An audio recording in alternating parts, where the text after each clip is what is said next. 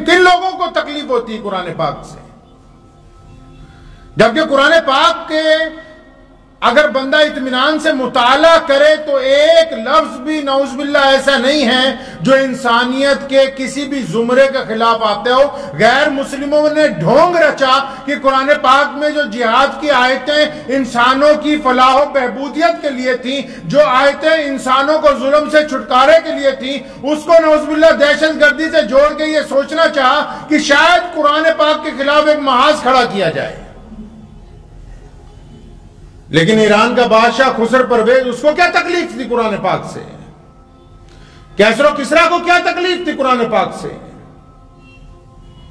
क्या बात ऐसी हो सकती है कि सूडान का बादशाह, मिस्र के बड़े बड़े फिरौन जो हैं उनको नौज़ुबिल्लाह कुरान पाक से तकलीफ रही? ये पूरी दुनिया में सिर्फ जो बड़े बड़े बादशाह हैं, जो बड़े बड़े सरमायादार हैं, इनको ही कुरान पाक से तकलीफ क्यों है? नॉर्वे में एक तंजीम बनाई गई है, उसका नाम रखा है एंटी इस्लाम ऑर्गेनाइजेशन। फ्रांस में एक तंजीम बनाई गई, उसका नाम रखा गया anti Islam council of France. क्या वजह है? ऐसे लोग क्यों हैं जो इस्लाम के खिलाफ बोलते हैं? वो चाहते क्या हैं?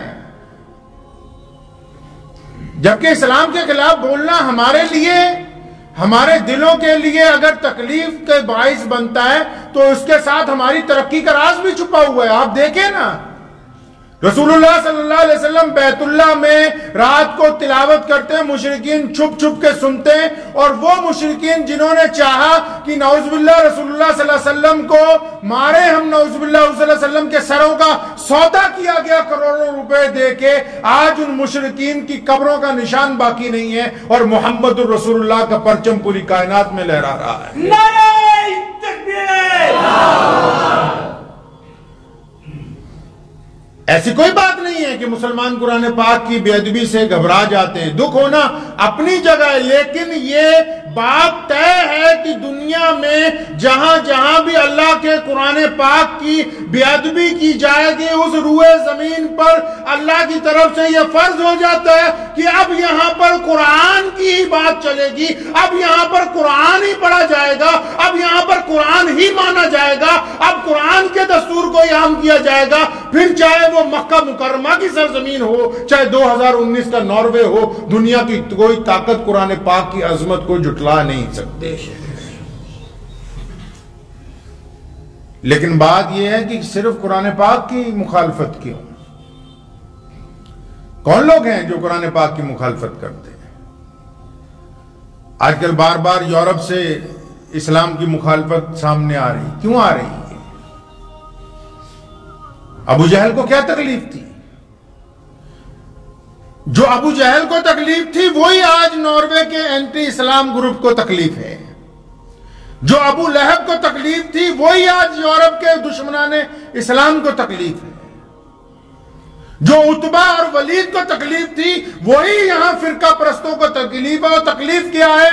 इस्लाम ने जब कहा कि एक अल्लाह की इबादत के साथ हम दुनिया में इंसानों की बराबरी का निजाम लाएं, हम दुनिया को छुआछूत से छुटकारे का निजाम लेके आए हैं, हम गोरे और काले को एक सफ में बिठाने का निजाम लेके आए हैं, हम अमीर और गरीब के फासले खत्म करने का निजाम लेके आए हैं, हम ज़कात के साथ अपनों को अपने बराबरी का दर्जा देने का निजाम लेके आए हैं। दुनिया में इस्लाम ने जब जब इंसानों की बराबरी की बात की है तो वो गुंडे जो इंसानों को अपना गुलाम बना के रखना चाहते हैं, वो बदमाश अनासिर जो चाहते हैं कि गरीब इंसान हमारे पैर की जूती बना रहे, वो लोग जो किसी गरीब के अपने बर्तन में खाना नहीं खिला सकते, वो चाहे अबू जहल हो, चाहे वो नॉर्वे के बदमाश हो, चाहे वो फिरका परस्त हो, उनको तकलीफ पहुंचती है कि कुरान इंसानों की बराबरी की बात करता है।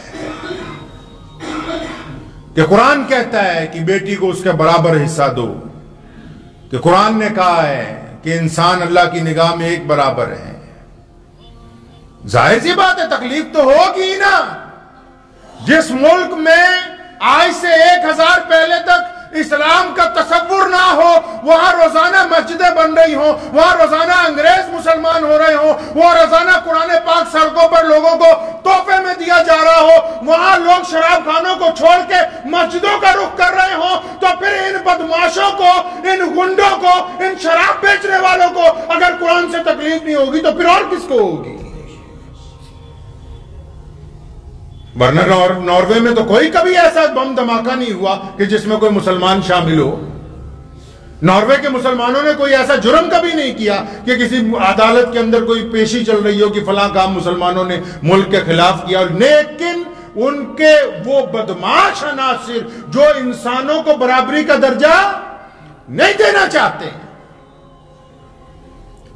अबू जहल को तो यही तकलीफ थी। हुजूर सल्लल्लाहु अलैहि वसल्लम से समझौता करने आया तो है, आप बुखारी उठाकर पढ़ें। अबू जहल घबरा गया रसूलुल्लाह सल्लल्लाहु अलैहि वसल्लम की तहरीक से और उसने आके कहा कि हम आपको अल्लाह का रसूल मानते हैं। अब अबू जहल की पूरी तारीख पढ़ें। उसने कहा है कि हम आपको अल्लाह का रसूल मानने के लिए तैयार हो गए या रसूलल्लाह, और आपके अल्लाह को अल्लाह भी मानेंगे, लेकिन आप भी हमारे खुदाओं को खुदा मान ले। तो सोने रसूल ने कहा था कि एक हाथ में चांद और दूसरे में सूरज मिला के रख दोगे तो मैं अपने रब की तौहीद का इनकार नहीं कर सकता। ये हमारी कामयाबी की दास्तान है। अपने नजरिए को सीधे तरीके से सोचा कीजिए। एक साहब मुझे कहने लगे कि कुरान पाक की बेअदबी हुई है, लेकिन आप ये देखिए कि जब भी कुरान पाक की जहां पर लोगों ने बेअदबी करने की कोशिश की है, उन रूए जमीन पर अल्लाह ने कुरान पाक की इज्जत बरकरार कर दी। शहीद बाबरी मस्जिद का मुकदमे का फैसला आ गया, ठीक है, सुप्रीम कोर्ट का फैसला मान लिया हमने, लेकिन हम उसे भूलते तो नहीं है। किसे नहीं भूलते? उस मस्जिद की शहादत को नहीं भूलते। क्यों नहीं भूलते? इस्लाम ने कहा कि जब कोई बंदा, जब कोई तारीखी चीज अपनी शहादत देती तो उसका रूए जमीन पर जब पहला कतरा गिरता है, अल्लाह फरमाते हैं, रसूलुल्लाह ने फरमाया कि जब शहीद का पहला कतरा जमीन पर गिरता है उसकी मगफिरत हो जाती है। दूसरे कतरे पर जन्नत के दरवाजे खुल जाते हैं, तीसरे कतरे पर इस्लाम के पौधे लगते हैं। मैं मानता हूं अपने मुल्क की अदालत का भी एहतराम कर लिया, लेकिन एक मस्जिद की शहादत ने हमें मुसलमान बनाया है। आप देखें ना हमारी तारीख 30 साल पहले उठा के, उसने हमें मुसलमान बनाया है। हम वापस मस्जिदों की तरफ पलटे। हमने उसकी शहादत के बाद, फैसला तो अब आया है, उसकी शहादत के बाद हमें समझ में आई कि हम अल्लाह और उसके रसूल को मानने वाले, हमने लाखों नहीं मसाजिद तामीर की हैं।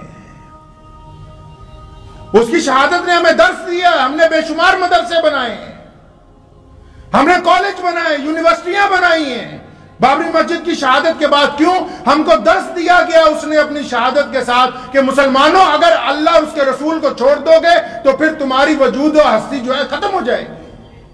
आप सर्वे करके देख ले, पिछले 30 सालों में, 40 सालों में कितनी बेशुमार मसाजिद तैयार किए कि नहीं किए भाई?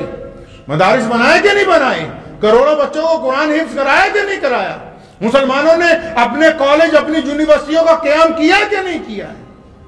पहले से हम तरक्की की तरफ है, जबकि हमारे पास ताउन नहीं है। दुनिया की किसी सरकार ने हमें आके कोई दौलत नहीं दी, किसी एनजीओ ने आके हमें यह नहीं कहा। हमने एक एक रुपया मुसलमानों ने आपस में इकट्ठा करके एक बेहतरीन निजाम इस मुल्क में भी इस्लाम का कायम करके दिखा दिया कि जब भी इस्लाम ने कहा ना कि इस्लाम की फितरत में कुदरत ने लचक दी है, यह उतना ही उभरेगा जितना कि दबाओगे। हमारी तारीख इस बात की गवाह है। नॉर्वे में कुरान पाक की बेअदबी हुई, दुख अपनी जगह है, खुशी इस बात की है कि उस मुल्क में इस्लाम का दरवाजा खुल गया है। आप जाइए फ्रांस के अंदर, 10 साल पहले एक मस्जिद थी, आज फ्रांस में 1000 मस्जिदें हैं। 10 साल पहले 10 मुसलमान थे, आज फ्रांस में 10 लाख अंग्रेज मुसलमान है। क्यों? लोगों को पता लग गया कि अगर आपसी भाईचारे का कोई मजहब है, अगर आपसी रवादारी का कोई मजहब है, अगर एक दूसरे से मोहब्बत का कोई मजहब है, अगर कोई अपने मजहब के अलावा किसी गिरते हुए को उठा सकता है, अगर कोई बिना किसी की बेइज्जती किए किसी की मदद कर सकता है, अगर किसी की आंखें किसी मां बहन को देखकर झुक सकती हैं, अगर कोई किसी के आगे अपना आप सरापा निशावर कर सकता है, तो वह सिर्फ और सिर्फ मुहम्मदुर रसूलुल्लाह के मुसलमान हैं, उनके अलावा कोई नहीं है। तो ये इस्लाम की जिंदा तारीख है कि अल्लाह तबारक व तआला ने इस्लाम की फितरत में कुदरत ने लचक दी है। तो इसलिए जब भी मुझे एक साहब ने एक वीडियो सुनाई थी, उसमें हमारे देश के साहब बड़ी तेजी से इस्लाम के खिलाफ और यूरोप में इस्लाम की तरक्की के खिलाफ बोल रहे थे, तो उन्होंने मुझे कहा सुन के आपको गुस्सा आया? मैं कहा नहीं आया। मैं कहा ये हमारी तरक्की की दास्तान बयान कर रहा है, इसके लफ्ज दूसरे हैं। ये हमारे खिलाफ जो बोल रहा है ये हमारी तरक्की की दास्तान बयान कर रहा है। सैयदना बिलाल जब घर पहुंचे ना, मार खाते हुए रोज घर पहुंचते हैं, तो अम्मी ने कहा एक दिन बिलाल हम मक्का छोड़कर चले जाते हैं, एक झोपड़ी है, चंद बर्तन हैं। सैयदना बिलाल ने अपनी माँ को कंधों से पकड़ा और मोहब्बत से पूछा, अम्मा हम तो हिजरत कर नहीं सकते और ये बात तेरे जहन में आ नहीं सकती, अम्मा सच्ची बताना किसने कहा? तो अम्मा ने कहा था उस दिन कि बिलाल आज अबू जहल आया था, आज अबू लहब और उतबा आए थे, आज वलीद आया था, आज अब्दुल्ला बिन जिदान आया था, आज वो उमैया को साथ लेके आए थे और मक्के के बड़े बड़े चौधरी तेरी माँ की झोपड़ी पर आए और उन्होंने गुजारिश की कि अपने बेटे को ले जा, ये सारा दिन अल्लाह अल्लाह करता है, हम इसको बर्दाश्त नहीं कर सकते। तो बिलाल ने कहा था अम्मा जी खुश हो जाओ, अल्लाह अकबर, कि जो हमें इंसान नहीं मानते थे आज उन सरदारों ने हमारे दरवाजे पर घुटने टेक के इस बात को तस्लीम कर लिया कि मोहम्मद रसूलुल्लाह का दीन सबसे आला दीन।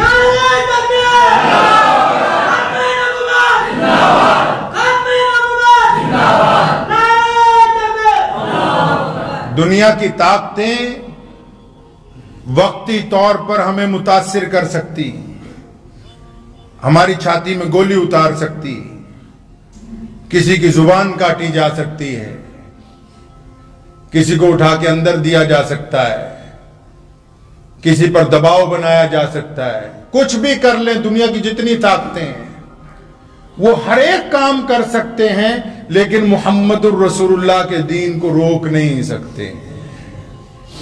क्योंकि सोने रसूल ने जब कहा ना कि हमने एक अल्लाह की इबादत करनी, और जब बिलाल को गले से लगाया, बिलाल काले हैं और ये मोहम्मद रसूलुल्लाह अल्लाह के नायब हैं, कायनात में सबसे खूबसूरत जात है। और जब सैयदना अबू बकर ने झूठा दूध पिया है ना बिलाल का, जब अबू अयूब अंसारी रज़ियल्लाहु ताला अन्हु ने बिलाल को कहा तू मेरा भाई है आज से, जब उस्मान गनी रज़ियल्लाहु ताला अन्हु बिलाल के काले हाथ में अपना गोरा हाथ दे के ये समझते कि आज मैं इज्जत वाला हो गया, कि ये मेरा भाई बन गया है, तो दुनिया की कोई ताकत आज भी सिवाय मोहम्मद रसूलुल्लाह के इंसानों को बराबरी का दर्जा नहीं दे सकती है। इसलिए आपको कहता हूं बार बार कि लंबी चौड़ी मत हांका करो, अल्लाह और उसके रसूल की तरफ पलटेंगे इंशाअल्लाह। मैं कल रात यूपी में था, तो वहां में मुसलमानों को एक बात कही, मैंने कहा ये तो मुमकिन नहीं है ना कि आप कहते रहे कि अच्छा जी मैं मुख्यमंत्री बनूंगा, फलां काम करूंगा। नहीं, इस्लाम ने आपके जिम्मे जो काम डाला है वो काम कीजिए। और आपके जिम्मे क्या काम डाला है कि आप अपने घर में उनके वफादार हों, आप अपने पड़ोसी चाहे हिंदू हो, चाहे सिख हो, चाहे दलित हो, चाहे जैनी हो, चाहे बौद्धी हो, किसी भी मजहब का हो, अगर आप आला तरीन खाना खाते हैं और पड़ोसी आपका भूखा है तो हम मुसलमान कहलाने के हकदार नहीं हैं। आप अगर दूसरे बंदे को यह समझ के अपनी गले से लगाते हैं कि ये चाहे मेरे मजहब का है या नहीं है, मेरे सोने रसूल की उम्मत में से है, हमारे अल्लाह ताला का बंदा है, ये अल्लाह की मखलूक है, यही तो निजाम है कि हम फ्रांस में आगे बढ़ रहे हैं और नॉर्वे में कुरान पाक की मुखालफत क्यों हो रही है। चाइना को क्यों फिक्र है कि मसाजिद के ऊपर ताले लगा दिए जाएं। पूरी दुनिया में इस्लाम तेजी से आगे बढ़ कैसे रहा है? पूरी दुनिया के मुसलमान रसूलुल्लाह सल्लल्लाहु अलैहि वसल्लम के तरीके के मुताबिक निहायत आजिज़ी और इंकिसारी के साथ इस्लाम का दिफा कर रहे हैं, लोगों से मोहब्बतें बांट रहे हैं। और जब कोई गुंडा किसी गरीब पर हाथ डालता है, फिर वो गरीब चाहे मुसलमान है या नहीं, तो मुसलमान उस गुंडे के पंजे में पंजा लड़ा के बताते हैं कि हम मोहम्मद रसूलुल्लाह के उम्मती हैं, तुम्हारी बदमाशी चलने नहीं देंगे। यही इस्लाम है कि एक मुसलमान उन तमाम गैर जरूरी कामों को छोड़ दे जिनमें उसका कोई दखल नहीं, उन तमाम गैर जरूरी बातों को छोड़े जिसमें उसका कोई लेना देना नहीं है। दुआ कीजिए, वक्त भी हो गया है, कि अल्लाह ताला मुझे भी और आप सबको भी इस पे अमल करने की तौफीक अता फरमाए। मुझे उम्मीद है कि आपको ये वीडियो पसंद आई होगी। अगर पसंद आई हो तो ये आप अपने दोस्तों के साथ शेयर करें और इस चैनल को सब्सक्राइब जरूर करें।